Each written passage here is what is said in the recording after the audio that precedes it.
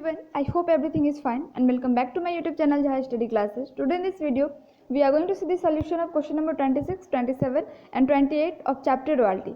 But before this, I just want to share something that मैं आपको बार बार बोलती हूँ ना कि आप प्लीज़ एक बार बुक ज़रूर पढ़ लो. आई थिंक कि कुछ लोग बोर्ड फील भी करते हैं कि एक ही चीज़ मैं बार बार बोलती हूँ, बट आप ज़रूर एक बार जो है ना बुक ज़रूर पढ़ लो. उससे क्या होगी, आपकी कंसेप्ट क्लियर रहेगी. और मैं आपको बहुत सारे वीडियो में पहले भी बोल चुकी हूँ कि मैं जो जैसे आपको सोल्यूशन दिखाती हूँ, तो अगर मैं वन बाय वन करके सबको एक्सप्लेन करने लगूँ तो वीडियो बहुत ज़्यादा लॉन्ग हो जाएगी एंड फिर बहुत प्रॉब्लम होती है अपलोड वगैरह करने में. और आप खुद समझ सकते हो कितनी सारी क्वेश्चन होती है ना, और फिर बहुत ज़्यादा टाइम भी लगेगा. इसलिए मैं कहती हूँ कि आप चैप्टर पढ़ लिया करो, और चैप्टर पढ़ने के बाद जो भी चैप्टर के आप प्रैक्टिकल प्रॉब्लम बनाते हो चैप्टर पढ़ लिया करो, और फिर जो इम्पॉर्टेंट एंट्रीज है इससे रिगार्डिंग जो भी पार्टीज के बुक में होती है उसे आप पढ़ लिया करो. फिर आप प्रैक्टिकल प्रॉब्लम जो है ना बनाना स्टार्ट करो. ओके. और जो भी मैं खुद कोशिश करती हूँ कि जो भी आपकी पॉइंट ऐसी आए जो आपको समझ में ना आए, प्रॉब्लम हो सकती है आपको, या जो भी डिफरेंट टॉपिक होती है वहाँ पे मैं आपको ऑलरेडी एक्सप्लेन कर देती हूँ. फिर भी अगर आपको कुछ प्रॉब्लम होती है, कुछ समझ में नहीं आता है, तो आप कमेंट में पूछ सकते हो. आई होप कि आप समझ पा रहे हैं मैं क्या कहना चाह रही हूँ, कि सभी क्वेश्चंस को वन बाय वन एक्सप्लेन करना पॉसिबल नहीं है. इसलिए चैप्टर आप एक बार पढ़ लो, आपकी कंसेप्ट ऑलरेडी कंप्लीट हो जाएगी. उसके बाद जो है ना जो एंट्रीज है उसे एक बार पढ़ लो, फिर आपकी प्रॉब्लम पूरी तरीके से सॉल्व हो जाएगी. पूरी एंट्री जो इंपॉर्टेंट है बोथ पार्टीज या जितनी भी पार्टीज हैं उनके बुक में, उसके बाद प्रैक्टिकल प्रॉब्लम बनाने स्टार्ट करो. और जो भी मैं ये वीडियो बनाती हूँ क्यों, ताकि आपको जहाँ भी कुछ प्रॉब्लम आए ना आप समझ सको यहाँ पे क्या लिखनी है. और अगर नहीं कोई पॉइंट क्लियर नहीं हो पाती है तो आप मेरे से कमेंट में पूछ सकते हो. ये मैं आपको बार बार कहती हूँ, और कोशिश करती हूँ मैं ऑलरेडी कि जो भी आपकी प्रॉब्लम हो उसको मैं एक्सप्लेन करूँ. जो मुझे लगता है कि ये डिफरेंट टॉपिक है या डिफरेंट पॉइंट्स है उसको तो मैं ऑलरेडी एक्सप्लेन कर देती हूँ. आई होप कि समझ गए आप मैं क्या कहना चाह रही हूँ. Now let's start the question. So first of all question number 26 and the topic is accounting treatment of royalty in the books of landlord. Okay, यहाँ से नया टॉपिक स्टार्ट हो रहा है. यहाँ पे जो है सेकेंड पार्टीज की बुक में जो है स्टार्ट हो रही है, दैट इज लैंडलॉर्ड. अभी आपने पढ़ा था कि रॉयल्टी में टोटल 2 पार्टीज हैं, ठीक है. एक है लेसी और दूसरा है लैंडलॉर्ड. अभी तक आपने जो भी एंट्री किया वो लेसी के बुक में थी, अब हमें लैंडलॉर्ड के बुक में करनी है. क्वेश्चन देखते हैं लैंडलॉर्ड में क्या क्या चीज़ें होती है. आप आई होप कि पढ़ लिए होंगे ऑलरेडी. चलिए क्वेश्चन देखते हैं. The Jharkhand Coal Company Limited took a lease of coal mines from Ratan Raj for a period of 25 years since 1st January 2011. The details are as under: royalty per ton of coal raised, minimum rain, short working can be recouped in first 3 years, the output for the 4 year. मतलब कि 3 year तक जो है ना आप कर सकते हो रिकूप्ड. और ये 2011, 12, 13, 14 की दी गई है. यहाँ पे क्या होगी लैंडलॉर्ड में जैसे एंट्रीज होगी ना, तो इसमें क्या होती है रॉयल्टी रिसीवेबल अकाउंट बनाते हैं. जैसे उसमें रॉयल्टी अकाउंट लिखते थे ना लेसी के बुक में रॉयल्टी, यहाँ पे रॉयल्टी रिसीवेबल अकाउंट लिखते हैं. वहाँ पे शॉर्ट वर्किंग हम लिखा करते थे लेसी के बुक में, यहाँ पे रॉयल्टी रिजर्व अकाउंट लिखते हैं. ठीक है, काम फंक्शन वही है. अगर मैं बात करूँ ये लेसी की हो गई और ये लैंडलॉर्ड की हो गई, तो लेसी में क्या है हम रॉयल्टी बनाते थे, इसमें क्या बनाएंगे रॉयल्टी रिसीवेबल.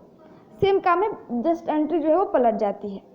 उसके बाद जो है लेसी के बुक में शॉर्ट वर्किंग हम बनाते थे, इसमें क्या बनानी है रॉयल्टी रिजर्व बनानी है. आई होप कि आपको समझ में आ गई. Let's see the solution. So first of all आपको क्या करनी है एनालिटिकल टेबल बनानी है. इसमें कुछ भी डिफरेंट नहीं करना है. एनालिटिकल टेबल जो है ना हेडिंग में आपको थोड़ा सा क्या करनी है वो देखनी है, क्योंकि लैंडलॉर्ड के बुक में बना रहे हो. बाकी फंक्शन वही है जैसे लेसी के बुक में करते थे, वही ये लिखनी है, आउटपुट लिखनी है. ऊपर में रॉयल्टी रिसीवेबल लिख देनी है, लेकिन काम वही करना है. मिनिमम रेंट वही है, वहाँ पे शॉर्ट वर्किंग लिखते थे, यहाँ पे रॉयल्टी रिजर्व लिखेंगे. सरप्लस वहाँ पे शॉर्ट वर्किंग रिकूप लिखते थे, यहाँ पे रॉयल्टी रिजर्व रिकूप लिखेंगे. ठीक है, अमाउंट रिसीव्ड फ्रॉम लेसी, यहाँ पे क्या लिखोगे पहले लिखते थे अमाउंट पेड टू लैंडलॉर्ड, क्योंकि लेसी के बुक में बनाते थे. अब लैंडलॉर्ड के बुक में बनेगा तो क्या होगा अमाउंट रिसीव्ड फ्रॉम लेसी. उसके बाद लास्ट में जैसे आप लेसी में बनाते थे unrecouped short working transfer to PL account, यहाँ पे है unrecouped royalty reserve transfer to PL account. I hope समझ गया. बाकी काम वही करनी है. Let's see this. एंड उसके बाद हमें अकाउंट्स बनानी है. एंट्रीज आप बुक से एक बार देख लोगे क्या क्या होती है आपको समझ में आ जाएगी। यूँ कहूँ कि जस्ट जो है ना लेसी की बुक में जो एंट्री होती है जस्ट उसकी अपोजिट, बस रॉयल्टी की जगह पे हमें क्या करनी होती है, जब अपोजिट करोगे तो रॉयल्टी की जगह पे रॉयल्टी रिसीवेबल और शॉर्ट वर्किंग की जगह पे रॉयल्टी रिजर्व ये सब लिखनी होती है। ठीक है, उसके बाद रॉयल्टी रिसीवेबल अकाउंट देखते हैं, DR side and CR side. Clear, move to the next. ये कंप्लीट होगी यहाँ पे लैंडलॉर्ड की बुक में जो हमने सबसे स्टार्टिंग में किया था। रॉयल्टी रिसीवेबल हो गई। Next we have to prepare lessee account. ठीक है, जैसे लेसी लैंडलॉर्ड का बनाता था ना वैसे लैंडलॉर्ड लेसी का बनाएगा। नेक्स्ट रॉयल्टी रिजर्व अकाउंट, जैसे शॉर्ट वर्किंग होती थी लेसी के बुक में, रॉयल्टी रिजर्व वही काम करती है लैंडलॉर्ड के बुक में। आई होप कि क्लियर है। अगर आपको डाउट होती है मैं बार बार कह रही हूँ, आप कमेंट सेक्शन में मुझसे पूछ सकती हो। Move to the next question. Question number 27, necessary account in the books of lessee and landlord. Question is, on 1st January 2011 a coal company took coal mine on a lease for 10 years on the term of paying a minimum rent of ₹20,000 per year, merging into a royalty of 50 paise per ton. The output was as under, and ये आपकी output जो है, and ये जो आपकी output है that is given here, and what we have to do, the term of lease provide that the did not merge in royalty could be deducted out of the future royalty in excess of the minimum, provided this recovery was made in the 3 years following the year in which short working arose. Prepare necessary ledger account in the books of lessee and landlord.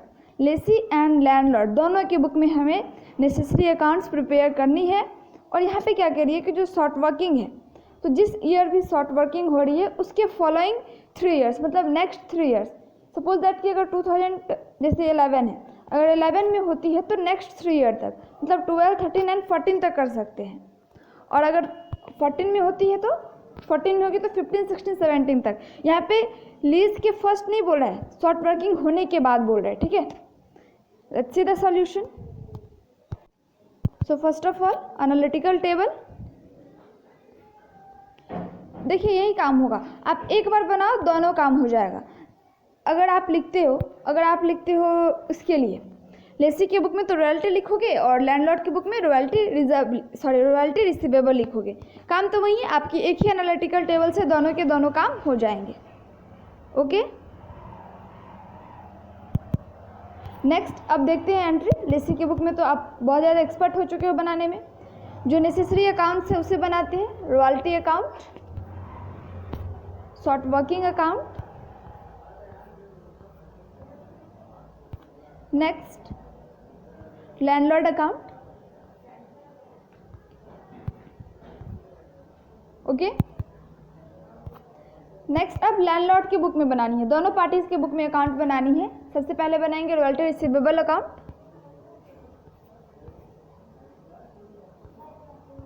Next royalty reserve account,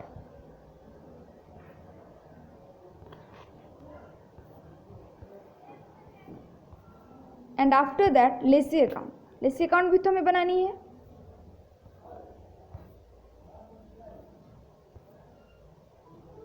last में आपकी जो balance है total 22,000 होगी lessee account की। So this is question number 27। I hope कि आपको अच्छे से समझ में आ गई। Move to the next question number 28 and the question is, first of all topic is minimum rent in strike lockout year. मतलब कि अब क्या करनी है, मिनिमम रेंट अभी तक आपने क्या पढ़ा, एक फिक्स्ड कर देता था मिनिमम रेंट, उतना हमें देना होता था, उससे कम ज़्यादा नहीं हो सकता। या फिर आपने ये भी पढ़ा कि मिनिमम रेंट है ही नहीं। अब क्या होगा, अब जो आप टॉपिक पढ़ने वाले हो इसमें आपको देखनी है मिनिमम रेंट तो है, लेकिन क्या हो गया फैक्ट्री में मे बी लेबर में इशूज है, सैलरी पेड नहीं हो रही है, किसी भी कारण से लेबर क्या है स्ट्राइक कर रहे हैं या लॉकआउट हो गई है फैक्ट्री में, तो उस साल जो है मिनिमम रेंट जो लैंडलॉर्ड होते हैं ना वो कहते हैं कि ठीक है अगर स्ट्राइक हो रही है आपकी कंपनी में, लॉकआउट हो रही है, तो आप जैसे मिनिमम रेंट 5 रुपये है तो आप मेरे को उस ईयर में जब स्ट्राइक होगी या लॉकआउट होगी उसमें आप मुझे 3 रुपया देना, मतलब एक फिक्स परसेंटेज में देती है। मैं आपको ऐसे समझा रही हूँ। क्वेश्चन देखते हैं। सबसे पहला है इसका topic, the amount of minimum rent is to be reduce by a fix percentage. मतलब कि यहाँ पे एक फिक्स परसेंट होगा जितना हमें कम करनी है। क्वेश्चन क्या है, Bihar Coal Company Limited hold the lease of a mine for a period of 10 years from 1st January 2009.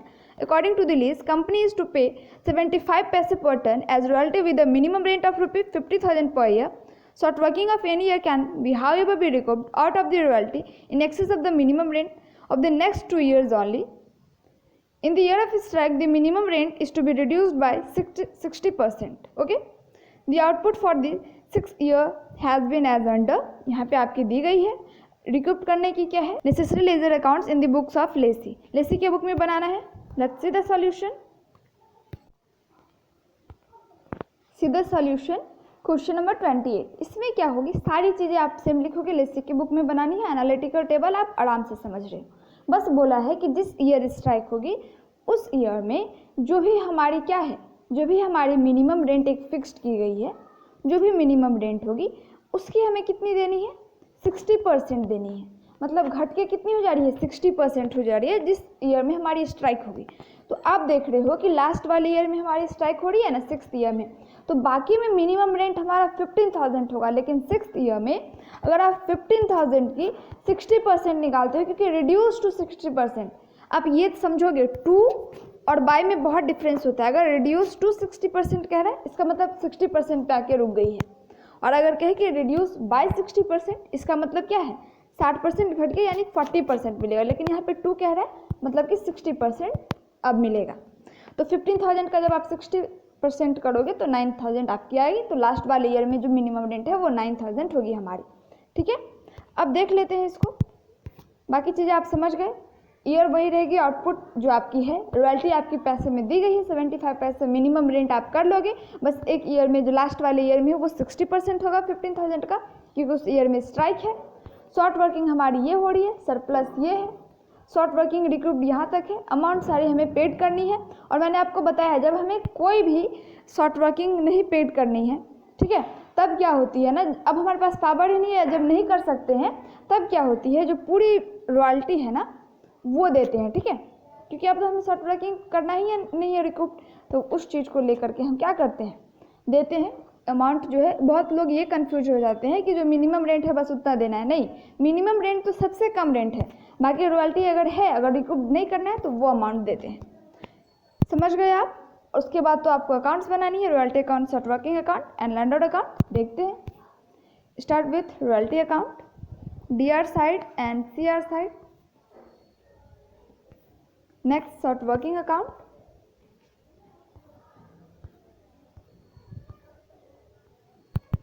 Move to the next,